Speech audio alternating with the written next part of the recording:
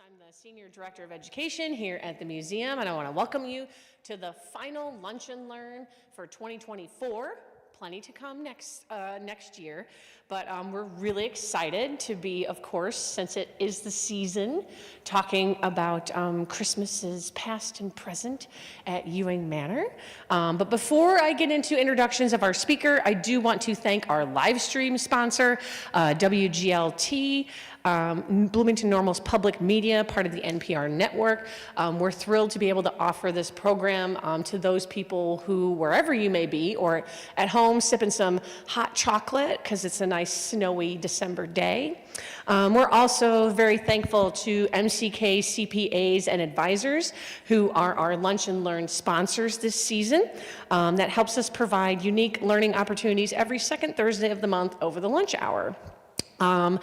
And as always, I do want to remind our folks here in the room that we are live streaming and recording this program today. So if you don't want it to live forever on the internet, mind your P's and Q's here. We will have time for question and answers later on, and I will bring the microphone around if you do have questions.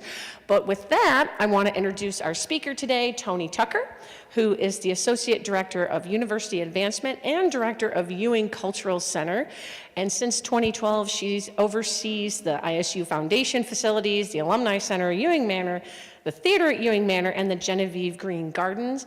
And I'm really excited to learn more about holidays at Ewing Manor today, so I will turn it over to Toni Tucker.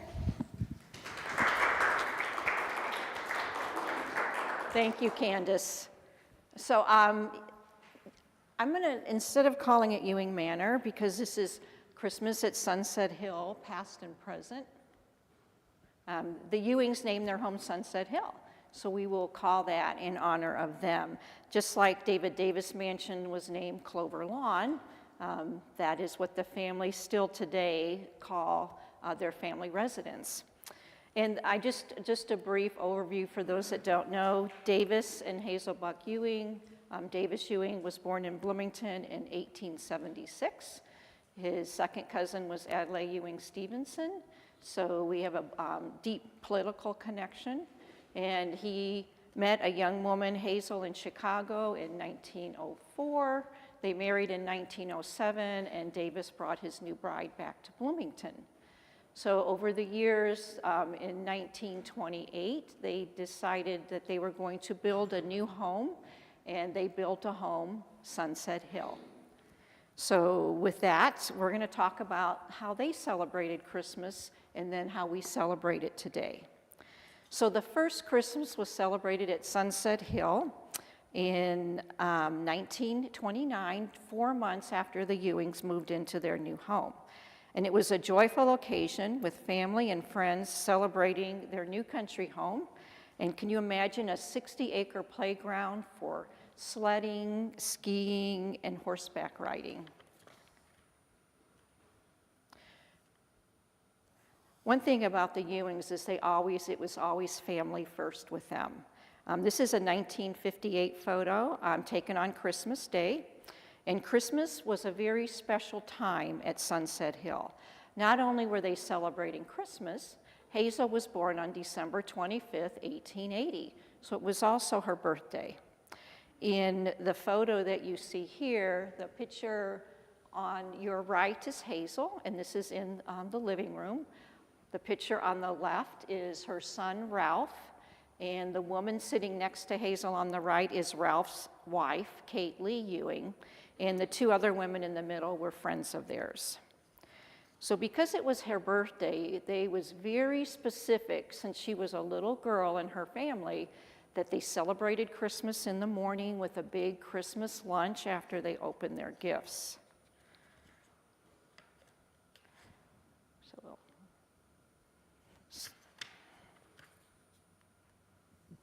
So, whoops, I'm going backwards. You just get to see it again. So they would wake up on Christmas morning, and the grandchildren would stand up on the top balcony of the manor, and they would sing Christmas carols to their parents and to their grandmother, and to Hazel's friend Julia Hodge, who lived there with the family. So after they would sing Christmas carols, they would have breakfast. And Christmas meals remain the same every year. And for breakfast, they always had homemade waffles and buckwheat pancakes. And for lunch, all we served was a standing rib roast, potatoes, and soggy vegetables. And I know that because when I talked to the grandchildren that are still living, they would describe the meals every year. They knew exactly what they were going to have, and they said, Ruby Edwards, who was the cook for the Ewings, just didn't know how to cook a vegetable right. She overcooked them, so they called it the soggy vegetable lunch. And for dessert would be Woodford pudding. Now, do any of you know what Woodford pudding is? It is sort of a mixture of, Joan knows because she made it for us one year for our Christmas tour. It is basically flour, sugar, and butter, and it's made into a pudding, and then they would cover it with golden sauce, which was butter and sugar. So can you imagine eating that? But at 4 o'clock, it was Hazel's birthday. And here are two photos of Hazel. The top photo you see was taken in 1958 at her birthday.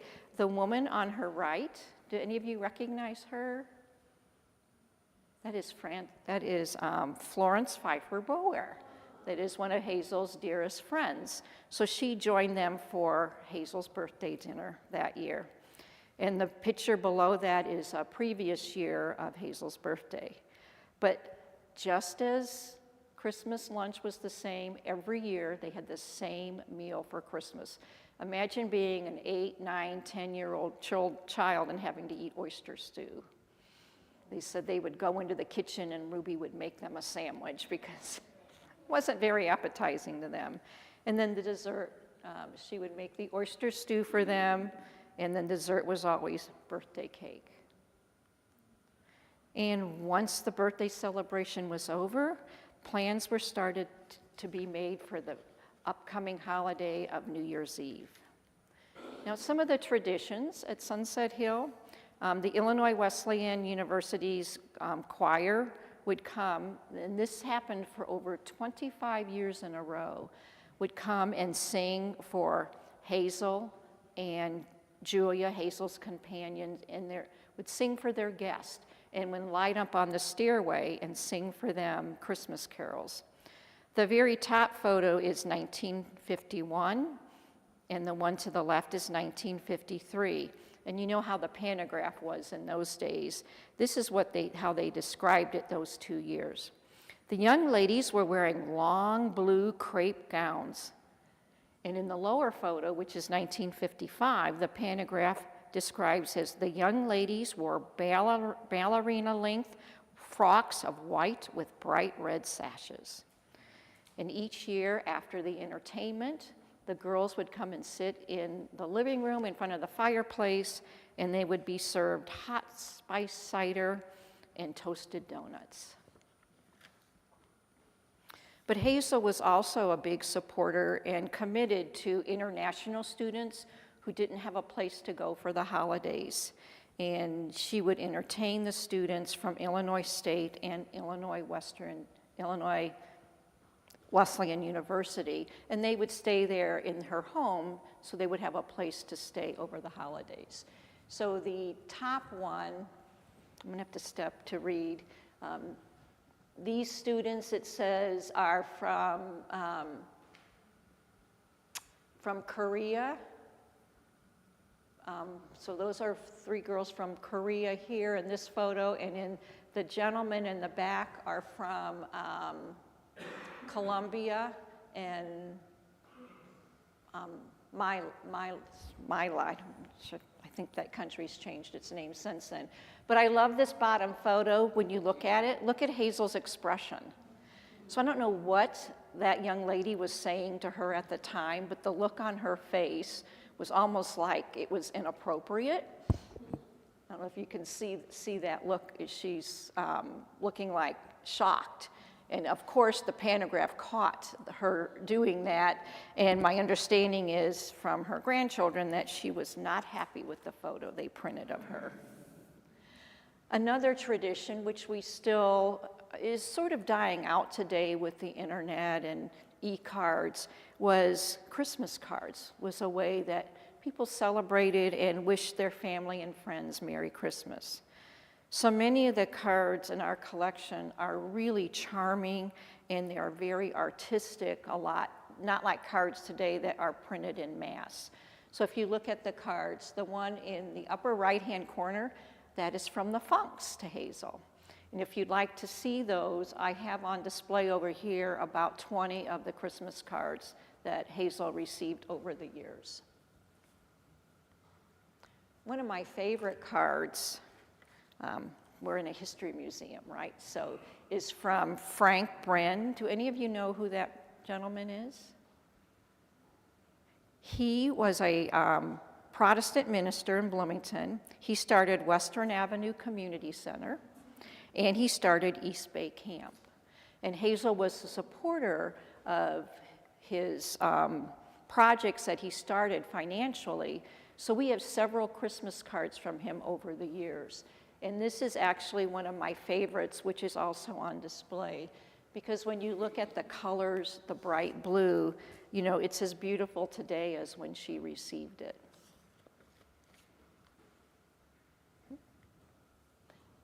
Okay, so they weren't texting, they weren't emailing, so if you wanted to give a quick wish to a family member, you would use Western Union. So over the years, Hazel received several Western Union telegrams, and this is one of them from her son, Ralph, in 1947. He's celebrating Christmas in Russell, Kansas with his wife's family, and Hazel is celebrating Christmas in New York with her brother Ellsworth Buck on Long Island. So Ralph is sending her this beautiful telegram, which again, still the colors hold.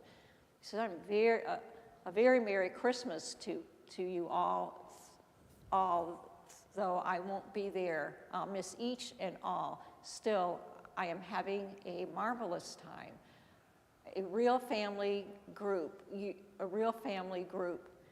your kind, big tree and presents and family dinner tomorrow. Again, Merry Christmas and a Happy New Year, lovingly, Ralph. Do any of you remember receiving telegrams? No? Okay. I mean, I know they still do them, but it is a dying way to communicate. The last Christmas at Sunset Hill before Hazel passed away in 1969 was Christmas of 1968. She died in 1969 at the age of 88. The photo on your left is the very last Christmas tree at Sunset Hill that Hazel was alive. And you can see it was just a small tree. Herman Edwards, the butler, as I'm told, would bring in the tree, and it was always flocked and set it on a table. It was usually about a 4-foot tree. And my understanding is that it had a lot of tinsel on it that they were allowed to put on one at a time. My mother had us do that. You couldn't glob them on, and they said we remember taking one string at a time and putting it on the tree. And then around the edge of the tree would be the stockings that the grandchildren had their names on. So the tree then on your left, that tree in 2016, we replicated that tree. So we took photos of the tree and recreated that for our Christmas tour. So what do we do today? So Christmas at Ewing Manor, present day. We have a group of dedicated volunteers, and those volunteers each take a room and they decorate it. And each year we have a theme, so every year when you come, it's completely different from the year before. We have 2 public tours. We have Christmas at the Mansions, which is coming up this Saturday, December 14th, and I'll talk a little bit about that later. And then we have on December 19th from 5 to 7, you can just come through and see the beautiful decorations at Ewing Manor. And we also schedule a lot of private tours for groups. And as you walk into the manor, the first thing you see is this beautiful tower decorated with the spiral staircase. And it's a breathtaking view, both looking down from the top and up from the bottom. And each year we have the beautiful poinsettias, whether white, red, or pink, that grace this beautiful staircase. And our volunteers, every year, they are so creative. And they ask my opinion, and we have some of our volunteers here today, and I'm like, I don't have an opinion. You do you. You create a beautiful room for us on how you envision it. And these are some of the examples of what volunteers have done over the years. So you can see they've created beautiful dresses out of frock and Christmas boughs.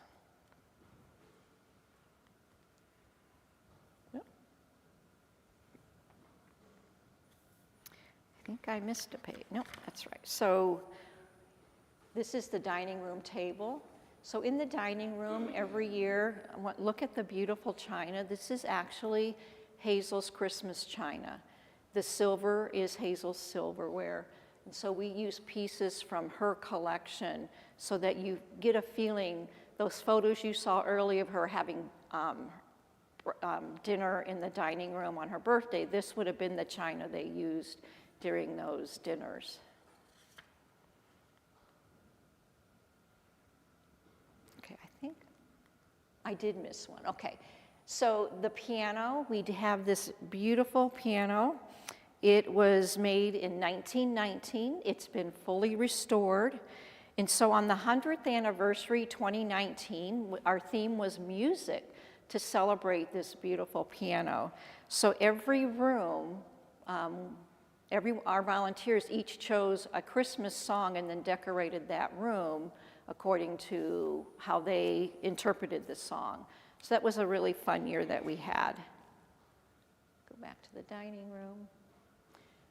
One year we did Celebrating Hazel. Well, actually we've done a few years, but this one we depicted different parts of her life.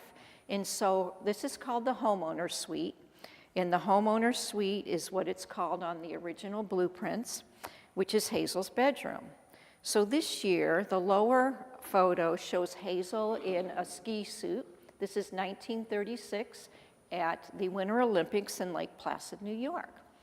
So this year, if you go up to the top photo, you can see over by the dresser the ski suit that she's wearing in the bottom photo, and we had that on display. Even the scarf and hat she's wearing, we have those and her winter boots on display. Some of the other bedrooms, we have the original sleigh beds, and this year it's decorated to look like poinsettias. And the lower bedroom is Julia Hodge's bedroom. Now, Julia Hodge was Hazel's companion. She was born and raised in Danvers, Illinois. And she came to live at Sunset Hill in 1930 with Hazel to help her run the household and raise their son Nelson. And her bedroom is always in pale blues because that was her favorite color.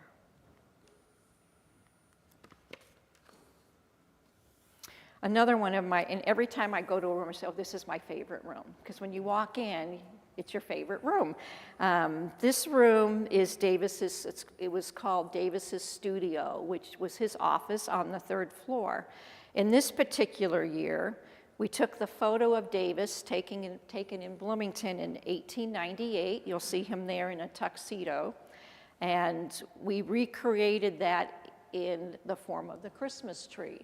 So we have a white flock tree, and it's decorated with bow ties and top hats to represent that photo of Davis. Now this is the fun room of the house, the children's playroom. It's also up on the 3rd floor. The grandchildren had a train, and they had an American Flyer. We do not have their American Flyer train, but this is the same time period, the 1940s. And we run the train so that children can come up, we let them run it, and recreate a playroom from the 1930s and 40s for our visitors to see. Now, last year, in the fall, the Ewings actually had a Lionel train set, and it was returned to us last fall, so we are having it worked on, and then we'll actually be able to put on display the train set that belonged to the family. And we have photos of them actually using that train set and playing with it that we'll have on display. So last year, actually last year was one of my, 2022, our theme was bringing the outdoors in. Hazel was an environmentalist and a conservationist before it was popular. She purchased 222 acres at Funk's Grove because it was up for sale and she did not want it to become a subdivision. So she purchased it herself and then she donated it back to the state of Illinois. And that's why we have a lot of that beautiful prairie there, because of her gift back to the state. She also donated 50 acres to the city of Bloomington, which are the Ewing Park system, Ewing Parks 1, 2, and 3. Again, she had written letters not wanting that area to be subdivision. She wanted a place for children to have to play. So we have letters documenting her wishes of why she wanted those to be parks. And she also purchased 100 acres in Elsa, Illinois, to be a bird sanctuary.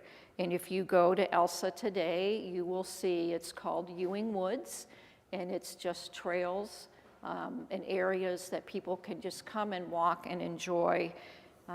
It's very similar to Hedge Apple Woods that we have today, which was Hazel's bridle path. And she also purchased, sent $25,000 to the state of California to help with the conservation of the redwoods. So in 2022, we wanted to honor her and honor her contributions to the conservation effort. Last year, which I think was one of my favorite themes, was a lot of people I talked to, they go, I didn't realize that it was her birthday on December 25th. So our theme was Happy Birthday, Hazel. So every room represented something for representing her and her birthday and gifts and her life. And again, you can see on the trees, the packages, the decorations, birthday presents to Hazel. But then we come to this year. In 1924, Davis and Hazel left on a world tour. Their 17-year-old son, Ralph, went with them. They left in August of 24, and they returned in October of 25. They kept detailed journals. Davis took over 2,500 photographs. We have all of those in our collection. And because it's the 100th anniversary of that tour, our volunteers selected a country they visited. So they visited 22 countries, and we don't have 22 rooms to decorate. So I let them each pick a country that they were interested. And so each room depicts a country that they visited on that world tour, celebrating this 100th anniversary. Japan is the top left, as you can see there. The kimonos that you see are over 100 years old on display in that room. They're not the Ewings, it's not something they brought back, but the volunteer had a friend whose grandmother, these were her kimonos, and they're on loan to us for the Christmas season. Does anyone know what the far left, what country can you tell? Right, who said it?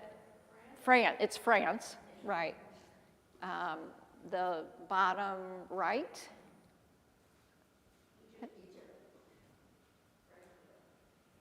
Okay, left. Oh, wait a minute. I gotta turn around. No wonder you're confused. You're right. The right is Egypt, and that's our library. So it represents Egypt, and it's decorated in that theme. And so then the bottom left. It's a little harder for that one. So that, pardon? It's Belgium. That's what Santa wears in Belgium, and that's Davis's office. So they've had a lot of fun with these. Also included in these rooms are artifacts that they purchased from those countries, other pieces of clothing. One of the rooms features actually their trunks and the luggage they carried on that tour, and you can see maps of the tour and how they proceeded across the world. So come and see us. Again, we'll talk about that in a couple of minutes. Other ways we've celebrated the holidays, Hazel always had Packards. Some of you may know Al Legg, and he'll let us use his Packards in our courtyard so people can have photos with it. And in the past, people have brought some of their sleighs from their farms to have on display, and also for families to take photographs in. So this year, Casey's Garden Shop is giving us, or loaning us, a 14-foot Christmas tree that will be in the courtyard, and we'll have it lit and decorated for families to come and take photos. And what would a stable be without horses? So we have, Sally has been coming to every Christmas tour since we started in 2013. And Sally is the horse of Paula Leifel, and she brings it every year, and the children love it. We have people come back year after year and buy a ticket just so they can see Sally. So Sally, he's a big hit. Our next tour is actually this Saturday coming up, December 14th, from 2 to 7. And you can purchase tickets at the door at either David Davis Mansion or Ewing Manor.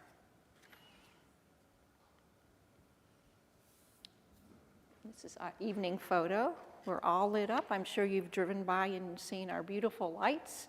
And we were a little late putting them up one year, and I can't tell you how many phone calls. Are you going to put your lights up this year?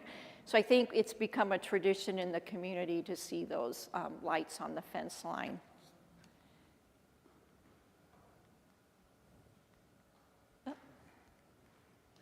And this is our piano. I just wanted to share that we have this beautiful piano, and we have a lot of students at the universities who live in a resident hall, or they live in apartments, and they have no access to practice their music.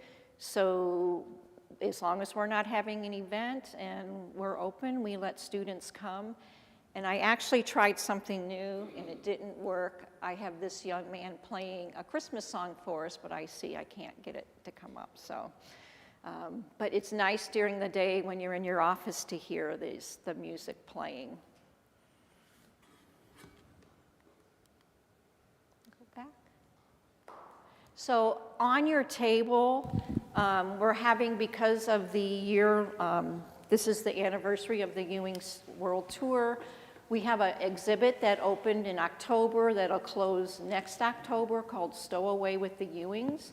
And we have a 3-room exhibition of artifacts, photographs, journals, maps, memorabilia, things they purchased on this world tour. I have acquired probably, I can't even tell you how many artifacts from the family that they purchased in between 24 and 25. And it's a beautiful display, and on the card there's a QR code, and if you go to that QR code, you go to our website, or you can just go to our website and see the dates that will be open for that tour. On the back is a quote from Hazel in her journal of what she thought, what she learned on that world tour, which is very powerful and impactful if you read that. So, any questions? Ooh. How many trees do you use typically when you decorate? And are they artificial? That's part of what you keep? Or do you bring in fresh ones? It depends on the year. We've had both fresh, at least 1 or 2 fresh trees. It depends on what the volunteers ask. This year, we have 9 trees, and they're all artificial. The fresh tree will be out in the courtyard this year.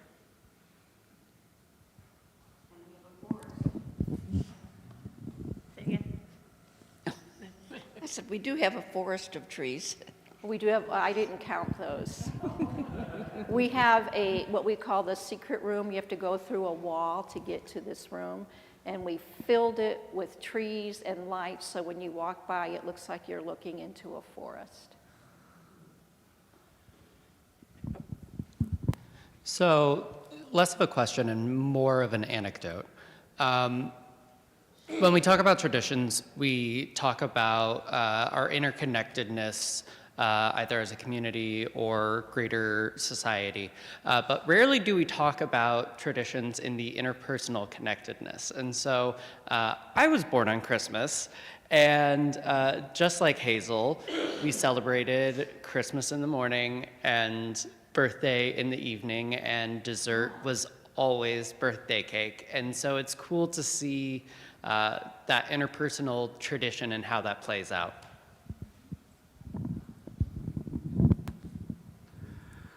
Thanks for coming, Toni. I can't wait to see Sally on Saturday. I hope I get a chance to see her. Yeah, what a specimen. Never seen anything like it. My question is, on average, how many visitors do you get for this event? For the Saturday tour, we average 800 to 1,000. Okay, 1,000. And do you ever find where you have people that come back that were connected to the family that take this as an opportunity to come back and get inside and see the buildings? So the family, we've had some of Hazel's brothers, her like great nieces and nephews come. They all live in Chicagoland, but Hazel's grandchildren live in Arizona, Iowa, and I was going to say New Mexico, but some of you might have known Cindy Ewing. She passed away in September, but they usually do not come for the holidays. I send them photos. Nice. And we know of Hazel's love for horses. Can you talk about how or what role did horses play during the holiday season? Were there sledding? Did they use horses or they just ride them? Yeah, so they rode their horses in the winter. So when you think of the 60 acres, it went to Jersey Hill. So you think from Emerson to Jersey Hill to Ethel Parkway. And so they had, they cross-country skied, but then they also would have a sleigh, and the horse would pull them on the sleigh, especially the grandchildren. And then Hazel would, it didn't matter what day it was. The only day of the week she didn't ride her horse was on Sunday because she went to church. But every morning, even in the winter, she'd ride her horse on her property. And I will say on December 19th, which is a Thursday, that 5 to 7 tour, Sally will also be there in the stable. So if you can't make it on Sunday, you can come on Thursday evening and see Sally.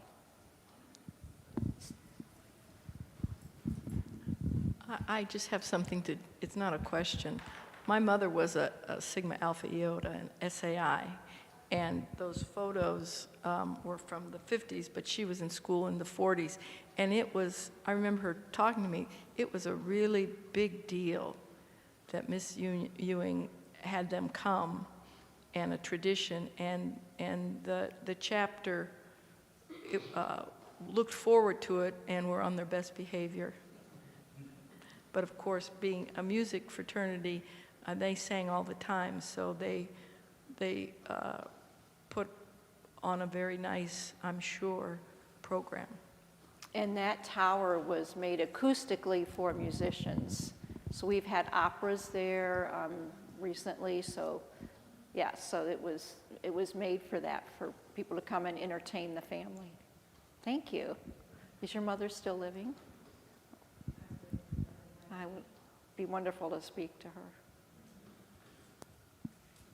Any more questions? All right, well, thank you once again, Toni, for joining us this afternoon.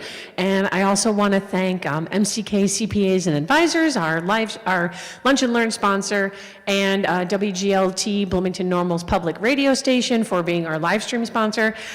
Join us in 2025 for the first Lunch and Learn of the season on January 9th, where we will be learning about the Bloomington Normal Community Air Research and Education Project.